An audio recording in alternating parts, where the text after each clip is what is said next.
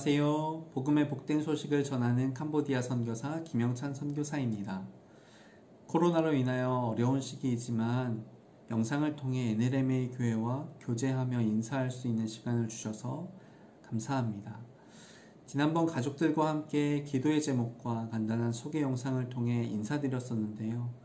조금 더 자세한 소개를 하자면 저는 서울 금천구에 있는 세광교회에서 2008년 8월부터 전도사로 사역하였고 12년이 흘러 강도사와 목사 안수를 받고 캄보디아 선교사로 파송받았습니다. 2011년 4월에 결혼하여서 3명의 자녀들과 함께 2019년 12월 캄보디아에 도착했습니다. 캄보디아에서 초보이자 막내 선교사로 언어를 습득하며 환경에 적응하는 시간들을 보내고 있습니다. 오늘 간증을 통해서 내가 만난 예수님에 대해서 나눌 때에 화려하거나 반전이 있는 그런 드라마틱한 이야기는 아니지만 평범한 삶 속에서 발견한 하나님은 하나님의 때에 긍휼을 베푸신다에 대해서 이야기를 나누려고 합니다. 저는 할머니와 부모님이 다 예수를 믿는 믿음의 가정에서 태어났습니다. 다들 그렇지만 믿음의 가정에서 태어난 아이는 어느 선택권 없이 부모의 신앙을 따라 교회에 다니곤 합니다. 저 역시도 그랬습니다. 그래서 그런지 이것도 저것도 잘 못한다는 모태 신앙을 가지고 있었습니다. 어렸을 때 교회에 가는 것이 믿음으로 인해서 간다기보다는 친구들과 놀기 위해, 또 맛있는 간식을 먹기 위해, 또 달란트 시장에서 내가 원하는 것을 사기 위해 예배도 드리고 고가 공부를 하고 그 주의 암송 구절을 외웠습니다. 때로는 교회에 가는 것이 싫어서 주일날 헌금을 가지고 오락실 가서 신나게 오락을 하다가 교회 끝날 때쯤 가서 주보만 가지고 돌아와 엄마에게 이야기하는 그런 아이였습니다. 어렸을 때 다들 한 번씩 해보지 않으셨나요? 초등학교 때 하루는 할머니네 가서 놀고 있는데 할머니네 안방 벽 쪽에 다락으로 올라가는 계단이 있었습니다. 저는 할머니네 가면 늘 그 다락방 올라가는 계단에 앉아 있는 것을 좋아했습니다. 할머니께서는 글도 읽지 못하셨는데 매일 새벽마다 새벽기도 가시고 아침 저녁으로 기도하시면서 저희가 놀러 갈 때마다 그 주에 들었던 설교의 말씀을 읽어달라고 하시고 또 찬양의 가사를 알려달라고 하시는 그런 분이셨습니다. 그러니까 할머니에게는 교회가 즐거움이었고 기쁨이었습니다. 옛날 교회에 보면 강대상이 지금처럼 낮게 있었던 것이 아니라 높이 있었습니다.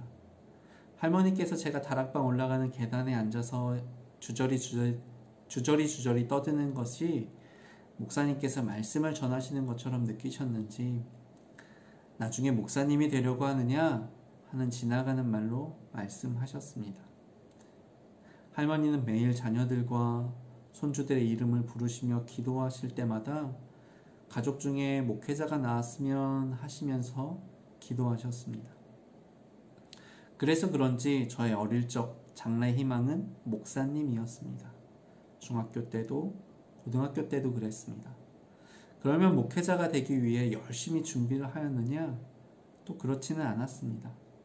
여전히 그 또래의 아이들의 모습과 비슷한 신앙생활을 하였습니다. 단지 형 누나들과 교회에서 같이 있는 시간이 길어지다 보니까 중고등부 때 임원도 하고 찬양단도 하면서 점차 앞에 세워지는 시간들이 생겨났습니다. 어느덧 시간이 흘러서 대학교 입시를 준비하게 되었고 당연하게도 저는 신학대학교에 원서를 접수했습니다. 면접을 보러 오라는 대학교에 연락을 받고 면접을 보게 되었는데 그때 면접관이 이런 질문을 하였습니다. 성경은 얼마나 읽으십니까? 교회, 기도는 하루에 얼만큼 하십니까? 소명과 비전이 무엇입니까? 왜 우리 학교에 오려고 하십니까? 하는 질문이었습니다. 앞에 두 개는 잘 대답했습니다. 성경도 읽고 있었고 기도도 하고 있었으니까 잘 대답했습니다. 그런데 세 번째 게 문제였습니다. 그때 저는 처음으로 소명이라는 단어를 들었습니다.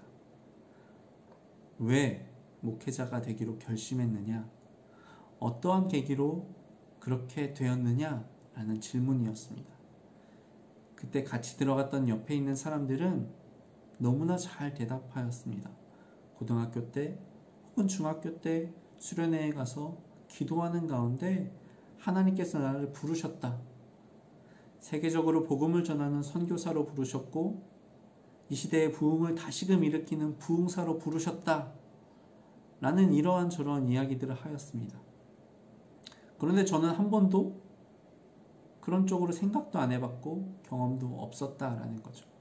그냥 목회자가 되면 동네에서 교회를 개척해서 목회하는 것만 생각했습니다. 그러니까 대답이 시원찮게 나왔겠지요. 결과는 당연히 면접관들에게 교훈과 책망과 바르게 함을 듣고 끝났습니다. 그 후에 다음 1년 동안 준비하면서 하나님께 기도하기 시작했습니다. 하나님, 도대체 제가 어떤 비전을 가지고 나아가야 됩니까? 하나님, 저를 왜 목회자로 부르셨습니까? 그렇게 기도하며 1년의 시간을 준비하는 가운데 하나님께서 제 모습들을 보게 하셨습니다. 특별한 재능이 있었던 것도 아니고 특별한 능력이 있었던 것도 아니었던 제 모습을 보게 하셨습니다. 많은 사람들과 관계 맺기를 좋아하기보다는 소수의 사람들과 관계 맺는 것을 좋아하며 또 그들을 돕고 섬기는 것을 좋아하는 모습을 보게 하셨습니다. 그리고 하나님께서 저를 낙도와 오지의 목회자로 부르시고 있음을 깨닫게 하셨습니다. 그렇게 신학교에 입학하였습니다. 신학교에 가면 매일매일 예배를 드리니까 매일매일 말씀을 공부하니까 좀 더 신앙의 성숙을 기대하면서 나아갔습니다. 그런데 1학년 2학기 때 깊은 영적인 슬럼프를 겪게 하셨습니다. 정말 끝이 없는 낭떠러지로 떨어지는 것 같이 사단이 영적인 공격이 심했습니다. 내가 하나님의 말씀을 공부하러 이 학교에 온 것이 아니라 오히려 사탄의 편이 되어서 교회를 혼란케 하려고 하는 것이 아닌가 할 정도의 생각이 드는 그런 영적인 공격이었습니다. 그러니까 공부도 뭐고 잘 될 턱이 없었습니다. 그 당시에 의무로 기숙사에 입사해서 매일 각 방에서 드려지는 예배를 드려야 했는데 그것도 빠지기 일쑤였습니다.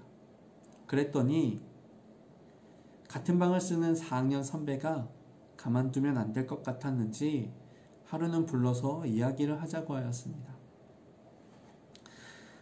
몇 주간 그 선배와 이야기하면서 기도하는데 하나님께서 마치 엘리야가 호렙산 전투를 끝내고 로뎀나무 아래에 앉아서 죽기를 원하던 그때에 천사를 보내어 그 생명을 연명하셨던 것처럼 하나님께서 그 선배를 통하여서 나의 생명을 연명시키시고 신앙의 회복을 명령하심을 깨닫게 되었습니다. 그러고는 학교 기도굴에 가서 하나님께 간절히 울면서 기도했습니다. 하나님, 이렇게 연약하고 보잘것없는 나를 뭐에 쓰시려고 또 긍휼로 이렇게 택해 주셨습니까?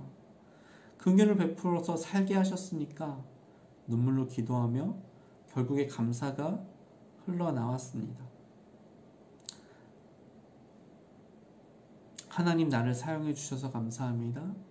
하나님, 나를 기다려 주셔서 감사합니다 하는 그러한 감사가 흘러나왔습니다. 군대를 다녀오고 3학년 때쯤에 낙도 선교회를 통해서 경상도 마산에 있는 한 시골 마을로 국내 선교를 다녀왔습니다. 그때 만났던 어르신들에게 마을회관을 빌려 잔치를 베풀고 어르신들 마사지도 해드리고 복음을 선포하며 함께 찬양함이 얼마나 기쁘고 즐거웠는지 모릅니다. 역시 하나님께서 나를 그들을 섬기는 목회자로, 낙도와 오지의 목회자로 부르셨구나 하는 생각이 들었습니다. 2007년도에 신학교를 졸업하고 이제 신대원을 입학하기 위해서 시험을 치렀습니다. 시험 과목은 성경과 영어, 철학, 논술이었습니다. 어렵더라고요. 성경도 열심히 공부하고 안 되지만 영어도 해보려고 열심히 하고, 철학도 책을 몇 번씩 보면서 기출문제도 다 풀어보고 했는데 떨어졌습니다. 몇 차례 떨어지다 보니까 자존심이 상하기도 했지만 이 길이 아닌가 하는 생각도 들었습니다. 5만 가지 생각이 다 들었습니다. 하나님께서 원하시는 것이 여기까지였나 보다, 그동안 내가 착각하면서 살았나 보다 했습니다. 교회에서 사역하고 있는 중이었으니까 사역하는 것도 민망하더라고요. 그래서 담임 목사님께, 목사님 이제 사임하면 좋겠습니다 하고 말씀드렸습니다. 그런데 하나님께서 담임 목사님의 눈을 가리시고 저의 좋은 점만을 보게 하셨습니다. 그리고 신앙으로 이끌어 주시면서 사역을 계속할 수 있도록 붙잡아 주셨습니다. 결국에 2011년도에 결혼하였고 2012년도에 신학대학원에 입학하였습니다. 참 오랜 시간 방황하며 돌아 입학하였습니다. 그 입학할 때쯤에 하나님께서 말씀하시더라고요. 너 스스로 하려니까 잘 되더냐? 너 네 힘으로 학교에 들어가려고 그렇게 발버둥거려 봤는데 잘 되더냐? 내가 너 도와주려고 옆에서 손 내밀고 있을 때 너는 나를 보지도 않더라. 그때 또 깨달았습니다. 내가 몇 번 떨어지면서 오기도 생기고 자존심도 세우고 했었는데 하나님 그때마다 나를 긍휼의 손길로 그 손길을 내밀고 계셨구나. 그리고 그 오기와 자존심 그걸 깎아내고 계셨구나 하면서 결국엔 하나님의 긍휼하심을 베풀어 주셔서 하나님의 시간에 대학원에 입학할 수 있는 기회를 허락하셨습니다.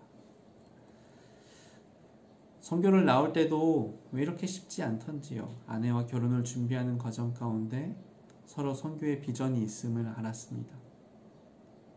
아내는 해외였고 저는 국내였습니다. 뭔가 잘 안 맞았나 봐요.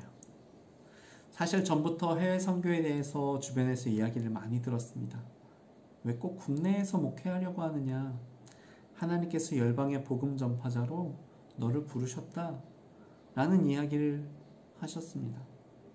교회도 안 들어왔죠.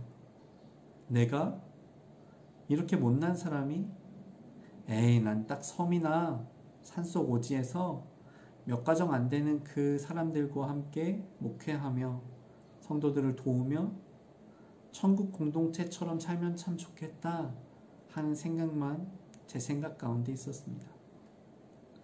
그런데 교회에서 해외 단기 선교를 태국과 캄보디아로 다녀오게 하시면서 그곳에서 만난 아이들과 또 현장의 모습을 통해 복음을 알지 못하고 우상을 섬기며 살아가는 그들의 모습에 안타까운 마음을 주시더라고요. 단기 선교팀이 왔다고 해서 교회로 몰려오고 또 우리가 있는 센터로 몰려와서 말씀도 듣고 게임도 하고 여러 가지 활동을 하였지만 정작 돌아가면 그들의 집에 있는 우상 앞에 절하고 집에 뱀의 형상을 그리고 있는 그들의 모습을 보면서 참 답답하고 안타까웠습니다. 저들이 정말로 변하여서 하나님의 말씀을 듣고 하나님의 자녀가 되었으면 좋겠다. 저들의 저렇게 해맑게 웃고 있는 그 웃음의 끝이 죽음으로 끝나는 것이 아니라 영원한 천국에서 이어지는 웃음이었으면 참 좋겠다 하는 안타까운 마음이 들었습니다. 한국에 돌아와서 아내와 이런 이야기를 나누고 우리를 향한 하나님의 부르심이 해외 선교사의 마음이 아닐까 하며 기도했습니다.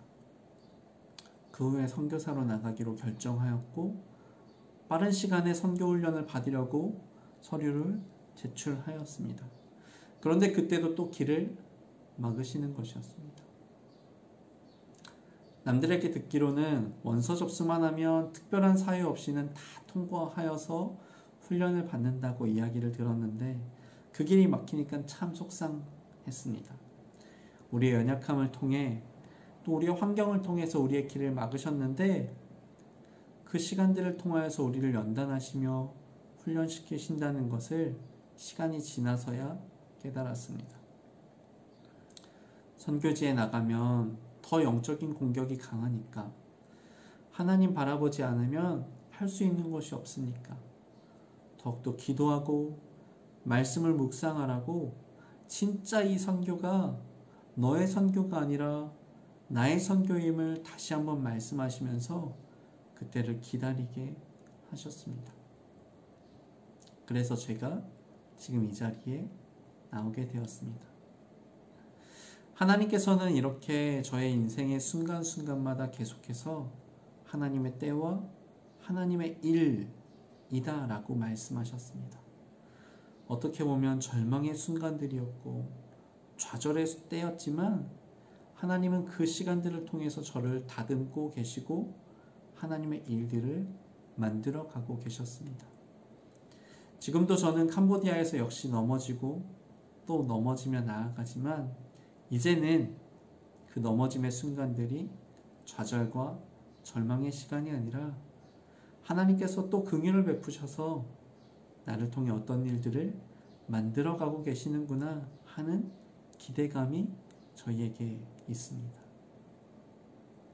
부족한 간증이었지만 들어주셔서 감사합니다.